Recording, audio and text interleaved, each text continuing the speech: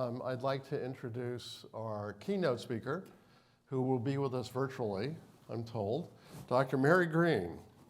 It was hard to get all the information on one card to sort of support her resume, but I'll try. Dr. Green is the director of the Office of Burden Reduction and Health Informatics. She's responsible for unifying all of CMS efforts to reduce regulatory and administrative burden, enabling the health system to focus on providing high quality, lower cost care, and most importantly, to foster innovation in healthcare delivery. She oversees all initiatives regarding the modernization of regulations. She is focused exclusively, or not exclusively, but importantly on interoperability and improving the adoption of HIPAA administrative simplification standards.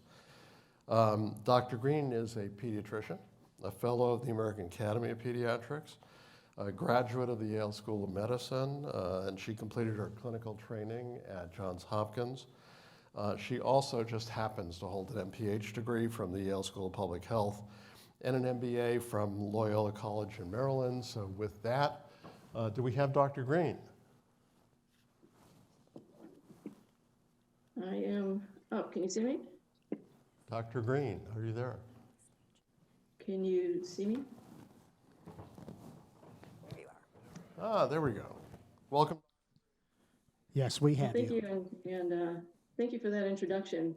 I have to say the one thing that's not on my resume is being very good at moving my slides and, and trying to talk at the same time.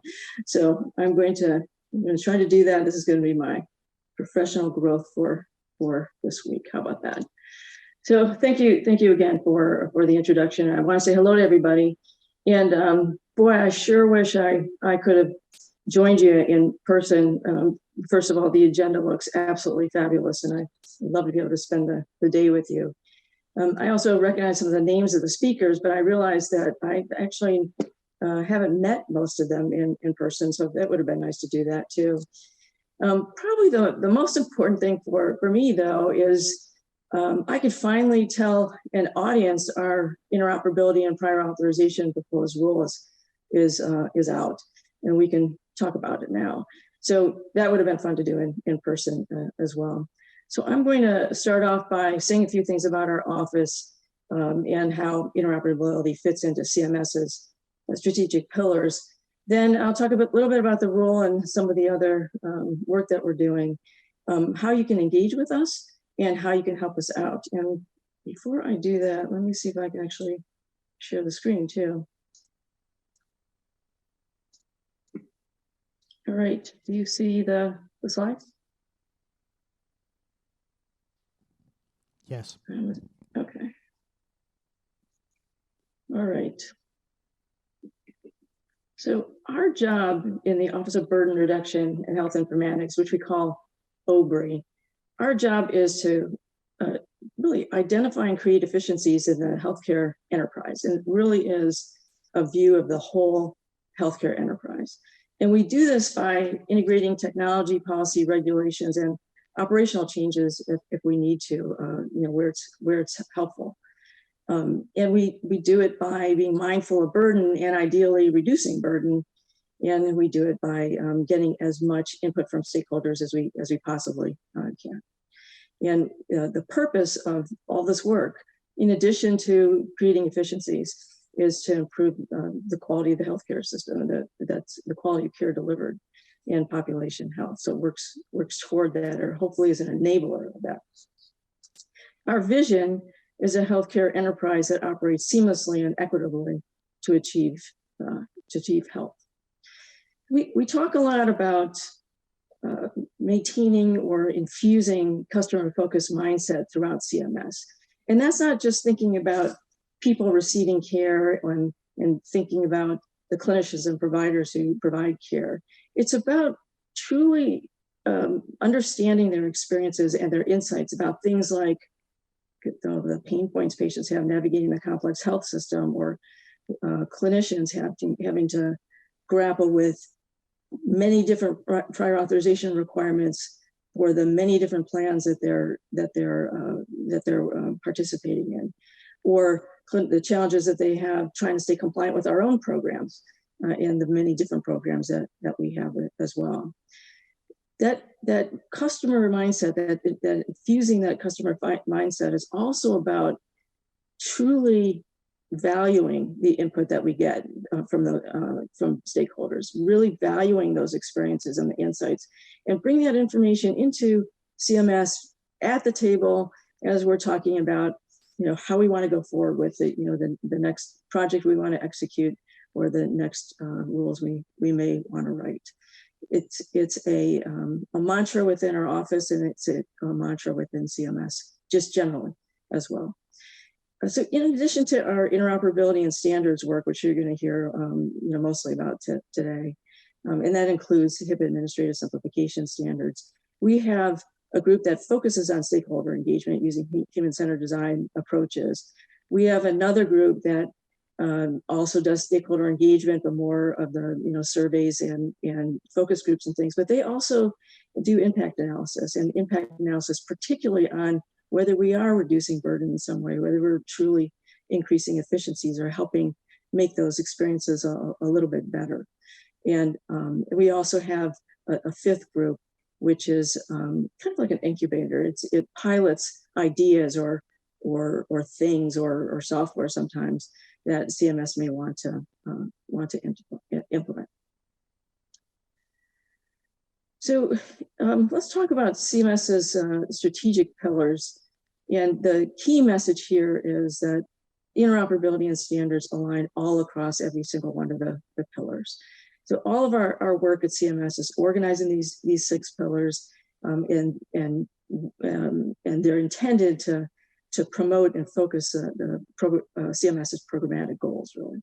There is a focus on customer experience to expand coverage and equitable access to care for people who are covered by one of our programs or more than one of our programs.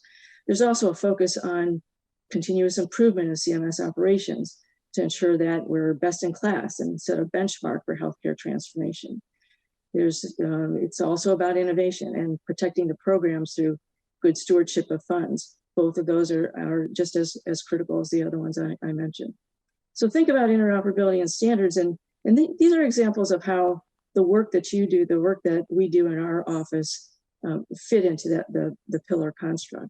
So for equity, sharing and filtering on standardized social determinants of health data or health-related social needs data is critically important to really understanding health equity and where potential inequities exist. And our work with the Gravity Project and working with ONC on US CDI are examples that are aligned to that. In terms of access to care, making data available and transparent can empower patients to advocate for their healthcare needs and their preferences. And our patient access APIs and the Blue Button program are examples of that. Telehealth and digital health devices expand access to care too, so they align with that as well. Engaging our partners is critical for everything we do to understand challenges, address them, and assess if we made a difference in what we were trying to accomplish.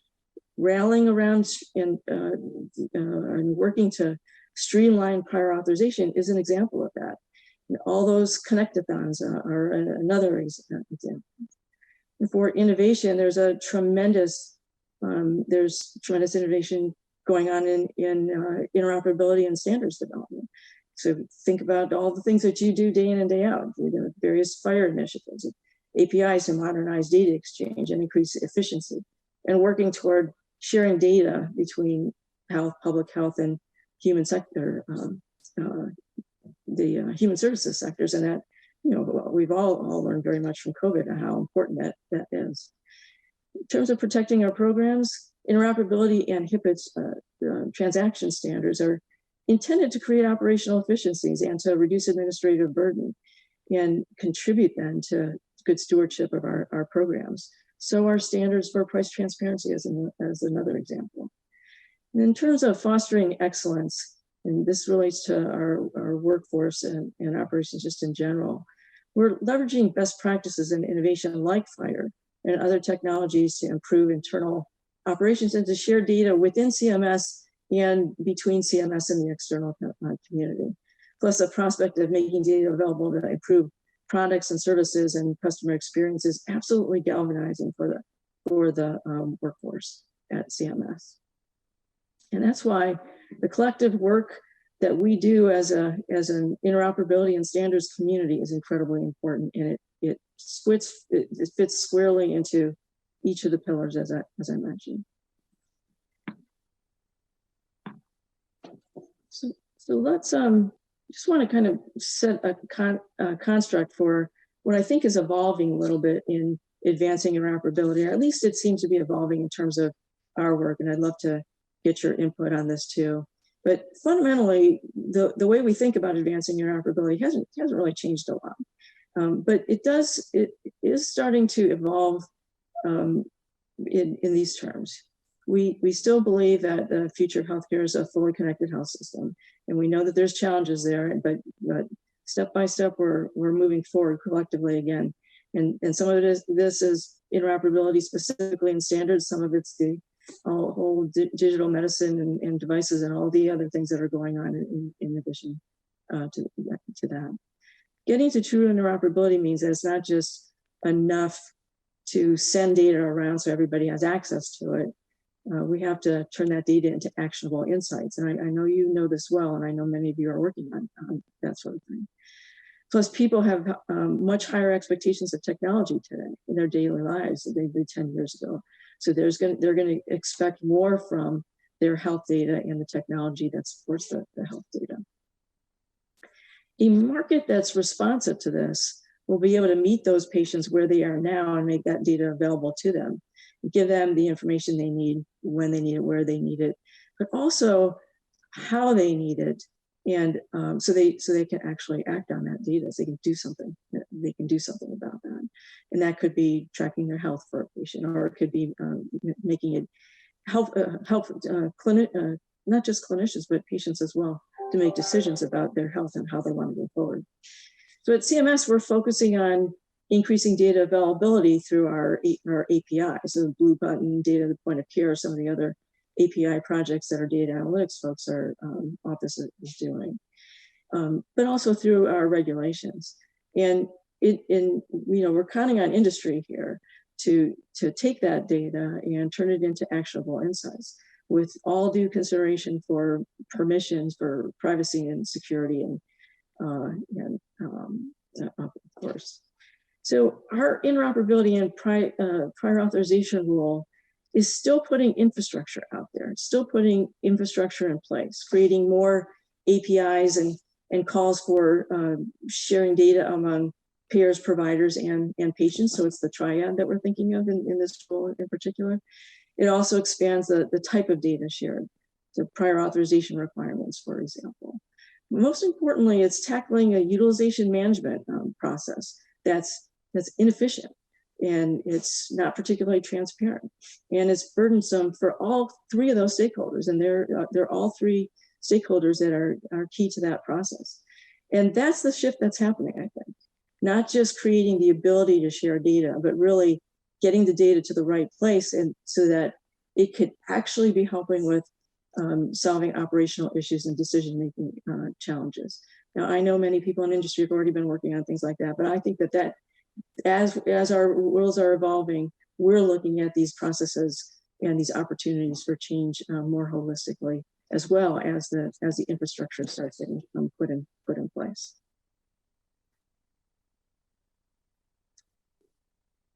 All right, so the rule was posted December 6th, so just a week ago. And I want you to know that there's a 90-day comment period starting, I think the start date was either Monday or Tuesday of this week. So plenty of time to dive in and to provide your comments, which we are absolutely looking forward to. The proposed effective date for the provisions in the rule is January 1st, 2026. The rule reflects our commitment to ensuring health information is readily available, as I was just pointing out, readily available at the point of care, leveraging FHIR standards. It's intended to work toward streamlining prior authorization processes and making them more efficient, timely, and less burdensome. And I will probably say that 3 or 4 more times here because I think that's the really important thing that we're trying to achieve. And it's for patients, providers, and for payers, reducing burden for all three stakeholder groups. So we're aligning the provisions in this rule across our programs as well. So the impacted payers include Medicare Advantage, state Medicare, Medicaid and CHIP agencies, Medicaid and CHIP managed care plans, the QHPs, the qualified health plans, and the federally facilitated exchanges. The rule also has provisions for providers, and the implicated providers include eligible hospitals and critical access hospitals, the CAHs, under the Medicare Promoting Interoperability Program, and clinicians under the Promoting Interoperability Performance category in the BIPS program, the merit-based incentive payment system. So a lot of the focus was initially on how the plans could put infrastructure in place to share prior authorization related information to providers. And this rule is actually asking providers to start sharing data back, submitting through APIs back to the payer. So I'm not going to go into detail on the rules. I'm sure many of you are diving in, and if you have questions, feel free to reach out to Alex Muggy and our technical team, and they can tell you about the nuances and how we got there. But here's some things that just to kind of set the context. So the Patient Access API proposes to expand patient access APIs that are already established to require payers to include extra information. And this information is about prior authorization requests and decisions, and do that via a FHIR-based API, as well as to report metrics about patient use of the API to CMS on an annual basis. So that's the Patient Access API. The Provider Access API proposes that that impacted payers implement and maintain a FHIR API to facilitate that exchange of patient data between payers and providers. The peer-to-payer API, we propose to rescind the payer-to-payer data exchange that was finalized in that earlier rule at the late fall of 2020, that 1915 rule, and replace it with proposed requirements for impacted payers to implement a standardized FHIR API to exchange patient information between payers. So I hope you'll find that this particular provision is a little bit more specific than the provision that you saw previously and more helpful. The prior authorization requirements, data documentation and decision API, that's the PARD API. You know, yeah, I gotta just chuckle for a second. The Office of Burden Reduction Health Informatics, that people always joke about how we're supposed to be about burden reduction, and our name is really long and hard to remember. So I'm going to say that this is probably the running second of the prior authorization requirements documentation and decision API. It's a mouthful, but an important API to get out there. So establishing that API is the provision. And then improving prior authorization, CMS proposes requiring impacted payers to implement an API that's populated with certain prior authorization information, standardizing prior authorization decision timeframes, speeding them up a bit, and bringing transparency to the prior authorization process itself through some metrics that you'll read about. And then electronic prior authorization, that provision proposes to add a new measure called the electronic prior authorization, and add that measure to the Medicare Promoting Interoperability Program for the hospitals and the CAHs, and for the QPP and MIPS program for clinicians who are participating in that program. And it's both really to incentivize putting that PARD API in place and using it. And again, that would be another, that as all the provisions are, that would be a provision that would be expected to be effective in 2026. So that is the provisions. There's also 5 RFIs that are in the rule as well. And please know, when you go through the rule, you'll find that we'll state the provisions, but there's plenty of questions we're asking of you to take a look at and help inform those provisions. So here are the 5 APIs. 2 of them you've seen before because it was in an earlier rule, and we were asked to extend the time when people can comment, so we just added it to this rule as well. And the first one is around the adoption of standards related to social risk factor data. And the other is around electronic exchange of behavioral health information.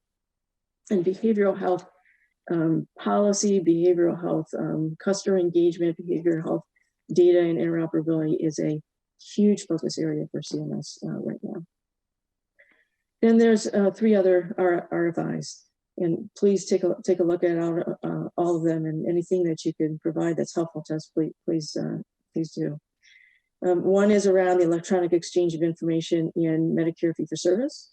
The other one is interoperability and prior authorization process in maternal health. I'm trying to advance those. And then the third one is advancing TEFCA.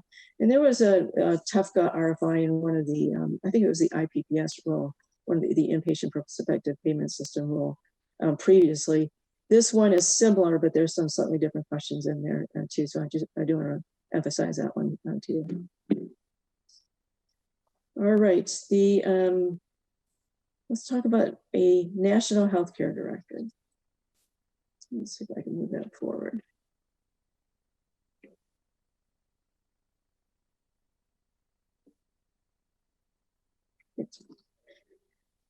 So currently, the healthcare directory landscape is pretty fragmented, and that's resulting in patients sometimes struggling to find up-to-date information to find a provider that they're looking for, or to make a certain specialist that they're looking for, or making sure the providers that they're getting or making appointments with are in their network if they happen to be in a plan.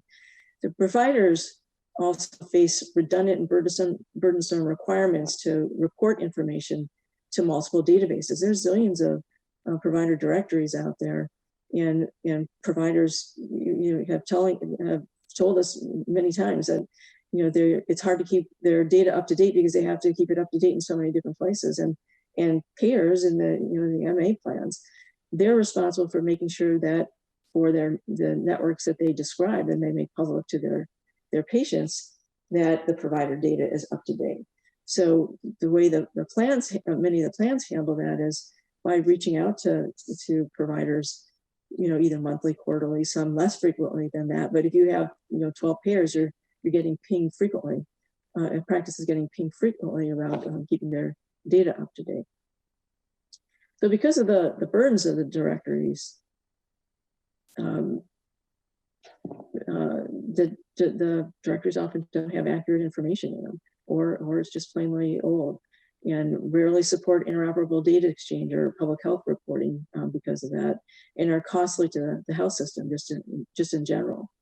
So we believe that a robust healthcare directory that's built on modern interoperable technology could greatly improve the availability of that data, and can spur the exchange of electronic health data.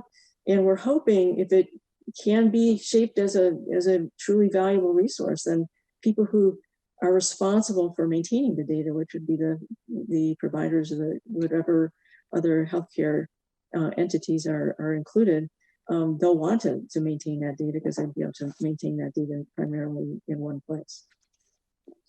So we did put out an RFI for the provider directory, and that RFI actually closed on December 6th. So for those of you who submitted your comments, thank you for that.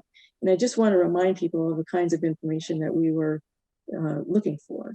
So the concept itself of a national directory of healthcare providers and services, and the potential benefit of a streamlined, centralized hub like that, or potential interactions of a national directory of healthcare with current CMS data systems like the MPES system or PACOS or Care Compare, and impacts to business processes, ours or anybody else might be accessing those resources.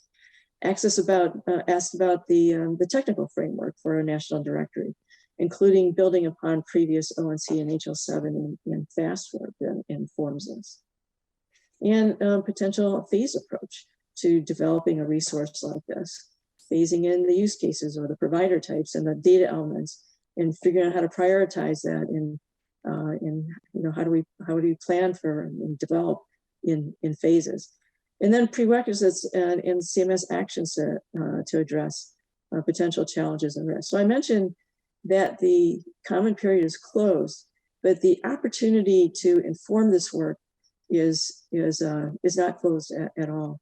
This RFI was just the beginning of conversation. In fact, we launched just recently a human-centered design stakeholder engagement to learn from people in the front lines who use the directory, like the patients, or provide directory data, such as the clinicians or their administrative staff, to try to understand what their experiences really have been, day-to-day experiences with the directories. What needs to be true about a national directory of healthcare for it to be a valuable resource for the people who and the entities that need or rely on the information in there. So this is all exploratory, and we absolutely welcome your thoughts. I want to tell you just a few more things about what we're doing. This is just a snapshot. This is not absolutely everything that we're doing. But for example, some of the things that are not I'm not showing here, we interact with our clinical quality folks on issues related to digital quality measures, and other folks in CMS around issues related to advanced explanation of benefits, the AEOB, and the good faith estimates, the GFE, for covered individuals. So we do that, but I do want to emphasize the kind of work that we're doing with ONC in particular. And that's around information blocking, it's around TEFCA, and it's around USCDI. So for information blocking, disincentives in particular are what we're focusing on with them. We're working on them to figure out how to combat information blocking, and for people who don't realize it, entities who don't realize that they're information blocking, figuring out how to get the word out and help educate them about what the rules actually are. And I know you folks know this well, and I think if I heard right, somebody earlier got an award for their information blocking work. But the 21st Century Cures Act gives HHS the authority to institute appropriate disincentives on providers who are found to be guilty of information blocking. And CMS is actively working with our colleagues in HHS generally to figure out what some of those disincentives might be. The majority of complaints that ONC receives regarding information blocking actually is about providers. So this will be a significant step in making progress against the practice of withholding information, or people, like I said, maybe inadvertently doing that. So the overall goal of TEFCA, I don't need to tell you folks, I'm learning from you, matter of fact, about that, because you know it well. But for us, it's to establish a universal floor of interoperability across the country. It's that concept behind it. So we're working with ONC and getting input from external stakeholders to figure out ways we can advance and incentivize information exchange that's facilitated by TEFCA at a national scale.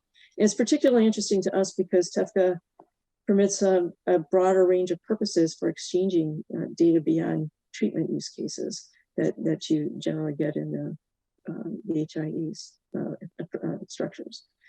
The public health, government benefits determinations, for example, quality are among the use cases that are kind of intriguing for us to explore. So this allows more opportunity for payers to engage, and that includes government payers. And this is another area where we would love to get some of your input on how you see CMS potentially, given what you know about our programs, leveraging this infrastructure. I suspect most of you know as well, but I'll mention it for others just in case. In that IPPS final rule, eligible hospitals and critical access hospitals that participate in the Promoting Interoperability Program in 2023 will have the opportunity to report on a new, what we're calling an enabling exchange under TEFCA measure. This measure will reward hospitals that use certified EHR technology to enable secure bi-directional exchange of information using TEFCA. And this is a yes/no attestation right now, or will be an yes/no attestation. And again, this is the start of trying to figure out ways to incorporate TEFCA in our thinking. And I already mentioned the RFI about TEFCA that was in a previous rule, and it's in our interoperability rule. So again, I can't say it enough. We would appreciate your input on that as well. And then USCDI, CMS has been incorporating, collaborating across the agency and actually with federal partners to submit or to support the submission of certain standardized data elements. We've been focusing particularly on social determinants of health data, assessment data that's used in the post-acute care setting, and data that's relevant to clinical quality measures. That's kind of what we've been collaborating on across the CMS. Now, there's two more things I just want to flag for you. Let me just check to see if we're still okay with time. Okay. I just want you to be aware that we launched CMS. We launched a data cross-cutting initiative this past year, and I just want to put it on your radar because I think you're going to hear about it more in maybe like the 12 to 18 month time frame here. So I mentioned CMS pillars. There are priorities that CMS is working on and working to advance. Our cross-cutting initiatives are kind of action-oriented operational mechanisms to get work done and get it work done collaboratively across the agency and across programs, and to coordinate the efforts and to align like we were doing with prior authorization, to align where we can across our programs. So the purpose of the initiative is to help CMS speed up, to accelerate the appropriate use of data to deliver on all aspects of our mission. So it's to help with data to drive decision making. It's also to help getting data out there so that our stakeholders can use the data, researchers can use the data again as protected under privacy and security as appropriate. This initiative will allow CMS to make more informed policy decisions based on data and to drive innovation and person-centered care through the seamless exchange of data that we're all trying to achieve. So this includes the exchange of data across the health system, as I mentioned, and CMS sharing data with the health system. So not a whole lot more to tell you about that just yet, but I want you to know. So if you hear about it, you at least have some context. And then the last thing I'm going to mention that's on the slide here, it's something that you've been hearing about for a while, although the name has been changed. I think some of you might be familiar with the documentation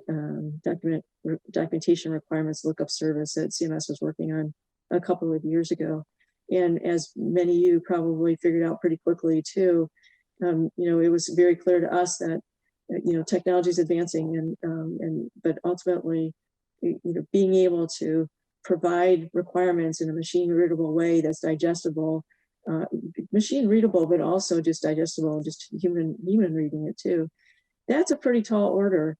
And, I remember, I think it was probably 3 years ago, we said, this is probably an 20% technology problem and an 80% content problem to get the content right that's getting delivered for the right context that it's being asked for. And I would say the only mistake we made on that statement was probably, it's probably more like 90% a content problem and 10% a technology problem. So I'd love to hear from you about that. But so we've done a variety of different things, which you can imagine are just kind of stepping stones here. But recognizing that it was challenging and socializing around CMS, how challenging it actually is, actually galvanized the focus on trying to figure out how to make the content more accessible. We're exploring opportunities to streamline how to find the content, to make it easier for providers who are looking for it or their staff is looking for it, and also to decrease consumer and payer burden just generally. And that includes, working toward creating a Medicare fee-for-service requirements repository as a proof of concept. That's the tangible project that we're working toward now. Initially, we expect it's going to be limited in scope and will contain, We're envisioning that it's going to contain kind of accurate, up-to-date prior authorization information in particular, and some payment requirements. And our goal is to have it easily searchable as well. And we know that the goal is machine readable, but people in CMS need to be able to search for it, and people who don't have the systems to be able to get information machine to machine will want to be able to go in and search as well. So it has multiple purposes. This is really important. Many people out there, I'm hoping you're among them, have been exploring doing this, and we're going to be launching a stakeholder engagement around this one too, to try to understand from people who have actually tried to achieve this, and plans in particular, that try to achieve this, what the challenges were, and see if we can learn from that. But also, again, for people who are recipients of the information, how do they actually want to see that information? What kind of information do they really need? I'm thinking about providers as they're thinking, trying to figure out what the prior authorization requirements are. What they actually need to see. So that's the last thing I'll mention on that slide. All right, I'm going to switch to HIPAA just for a second here.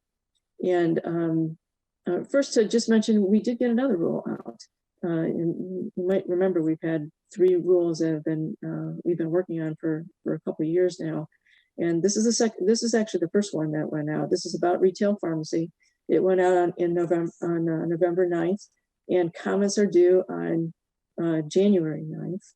The rule proposes to adopt updated versions of the retail pharmacy standards for electronic transactions that's adopted under HIPAA, the Administrative Simplifications part of HIPAA. And these are the NCPDB standards. The 2 other things, and there's more in there, but the 2 other things to note are it improves the information for controlled substance claims, allowing for partial fills for a prescription. So you might remember, as the country was worried about over prescribing of opioids, opioids as an example. People wanted to allow patients or pharmacists to decide that they wanted to just partially fill the prescription, not fill the whole prescription. Well, it turns out there wasn't a way to actually record that on the claim that was straightforward. So that's what's getting proposed here, to be able to put that in the claim more readily. And the other is to change the field length requirement to allow for $1 million drugs. So then the next one is not out, but you can still track this in the unified agenda. You can also track it on the public OMB tracker, because it is in OMB now, which means it's in the later part of clearance. And the attachment rule proposes new standards for health plans and providers to support both healthcare claims and prior authorization transactions. It also proposes standards for electronic signatures to be used in conjunction with the attachment transactions. And the rule also proposes to adopt a modification to the standard for the referral certification and authorization transaction. So please follow that one. And if you go and look at the potential date that it can come out, well, let's just say we're pretty optimistic. All right, so a couple more things here, and then I think we can open it up for questions if there's still time.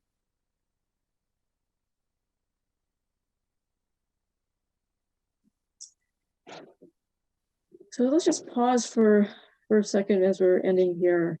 A lot of has been accomplished since high-tech has passed a long time ago, and many of you have been involved in that journey. And I hope it's clear from some of the remarks I've made, the remarks Alex Muggy made yesterday, and what you're hearing from CMS generally, that CMS is absolutely committed to advancing interoperability. And we're working with our federal partners to align as best we can, and within CMS as best we can across our programs as well. I want to also acknowledge that private-public partnerships have been and will continue to be critical to solving the data exchange challenges that we're all grappling. So I'll just take a moment to thank you all for the work that you're doing in the ongoing work that you're doing to help advance the cause. The question is, what's next? And that's something that I'd love for you to think about, and I'd love to hear from you about what you think is next. I mean, think about all the things that are being put in place, things that might be transformative, things that perhaps need to be refigured just a little bit to be more transformative. But what's next? What's the next things that we should be talking about? Now, I know I'm saying that in the context of there's a lot of implementation that still has to get done, and there's implementation guides to have to mature, and there's many more use cases that new use cases that people want to take on. But what's that phenomenally compelling implementation in the real world settings? We can get some real world understanding. That phenomenally compelling implementation in the real world setting that will just absolutely convince everybody that the seamless data exchange we're trying to achieve is more efficient and it is less costly, and why it's been and get them to start asking, well, why hasn't this been in place all along? So what is that? For me, I have to admit I'm a big fan of prior authorization, but I think it's because I've been living and breathing that for quite a while now. It's hugely burdensome, not particularly transparent, not efficient. And I told you I'd probably say that one more time. But we need to relieve the processing burden, and we're thinking about how to better achieve what prior authorization is intended to do. So, what's your use case? What would you say would be that phenomenally compelling implementation in the real world setting that would just make people realize how important this work that we're all doing is? Or is there something that you're on track to create, that phenomenally compelling implementation in the real world setting? We need data from the real world setting, by the way. It helps us get to support the rules that we put in place. But mostly, I'd like to understand from you where you think the next area of transformation is or could be. All right, so some key takeaways for today. Advancing interoperable data exchange to support decision-making and reduce administrative burden is a CMS priority. I truly hope that is coming across, and it's exciting work, and I keep using the word, and it's fun work, and it actually is. There are many opportunities to inform this work, the interoperability and prior authorization rule that I mentioned, the RFIs within it, the national directory. If you have an opportunity to participate in stakeholder engagement in some way, that would be great as well. And again, if you've already sent in comments previously about that concept, thank you for that. And then collaboration across CMS and within ONC, and actually across all the federal agencies, is truly growing, and I think that's a real opportunity to kind of advance everybody's vision and capabilities of being able to put things in place that'll help the cause, but it might also help us align more and more with one another. All right, so that's it for me. I'll just leave this contact information up, and if you go to the OBRI site, you can get to our technology folks. You can get to Alice's team that way too. Great, thank you so much, Dr. Green. Do you still have a few minutes for questions? I do have a few minutes. Fantastic. So there will be some mics in the audience here. I see a hand up in the back there. Maybe we can start with a question there. Hey there. Thanks for the information. I was curious if you could tie in anything about like digital identities or the HHS pilot that's going on, or if you look at a lot of other countries, they kind of start with kind of a digital world for an identity. And I know that the whole person identifier is not a valid approach, but you do look at some states and some things like in Colorado, what they're doing with their driver's licenses and stuff like that, and linking it to health data like vax data. It's pretty cool. So I was just curious if you'd comment on that, and maybe specifically the HHS pilot around that? I actually can't give you too much information about the HHS pilot. I can tell you our folks are aware of it, and I get updates from them about it periodically. I agree with you that that's really important, and I'm excited to see how it's going to unfold. Is there a particular part of the pilot that you think is unique, that is just truly creating a different approach that might actually work well?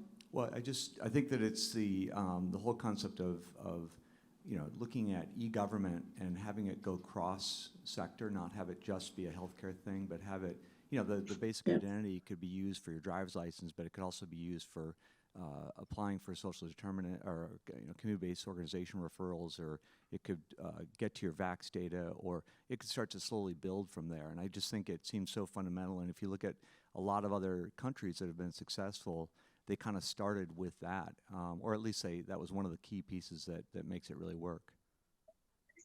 Thank you for that. Any other questions in the audience? Got one up here. Hi, Dr. Green. Lisa Berry, CEO of Civitas Networks for Health and your former CMS colleague. Just wanted to say that someone heard recently, a question ends with a question mark. So I wanted to ask, what do you think is the current appetite for moving these things into actual requirements, right? We want to obviously balance the burden in the burden reduction in your office, but moving them beyond, check marks or check boxes and promoting interoperability. How do we actually drive that forward into adoption across the nation? So that's a great question, and I will tell you that the earlier version of this rule that we pulled, we did look at the comments in that rule, and those comments helped inform us. And what was mentioned repeatedly was many of the APIs that we would like to require, the implementation guides that we would like to require, and other requirements. Some of these guides need to mature. And so I will actually turn it back to you guys a little bit too. And that is, I think collectively as a community, we need to understand when the requirements are mature enough to actually implement. People tell us stories about things that have been, required in the past, and then it turned out to be a glitch in the early version of the implementation guide, and then people had to do a lot of rework, and that's what they're trying to avoid. I don't know if somebody has that magic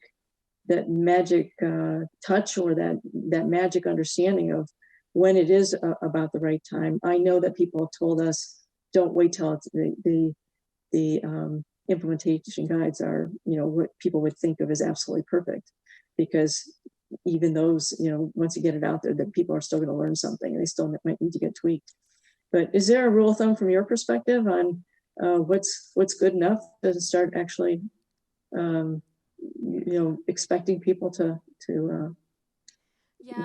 require it? I'm sure that there are other folks in the audience who will chime in or have thoughts here. I think that I would certainly err on the side of a little bit early with flexibility for people to be involved in the further development of the implementation guides, but by not locking it in and putting, let's call it, actual teeth behind it, we really risk being in 2026 and beyond without seeing meaningful adoption of these provisions, of these APIs, of these tools. And so I think that's what I'm concerned about, but I'm sure other folks have thoughts on what the perfect time is or where to lean on early or late. Thank you for that. I think we are have a full agenda, and so we will move on to our TEFCA session. But I really do want to thank you, Dr. Green, first of all, for your sincere interest in getting feedback from those who are impacted by the work of CMS, which is pretty much every American or every resident of the United States, and really appreciate your open door and willingness to engage. So thank you for being with us today, and know that you will definitely continue to hear from the Sequoia Project and all of its members. So Great, thank you so Dr. much. Green. Thanks, everybody. Enjoy your day.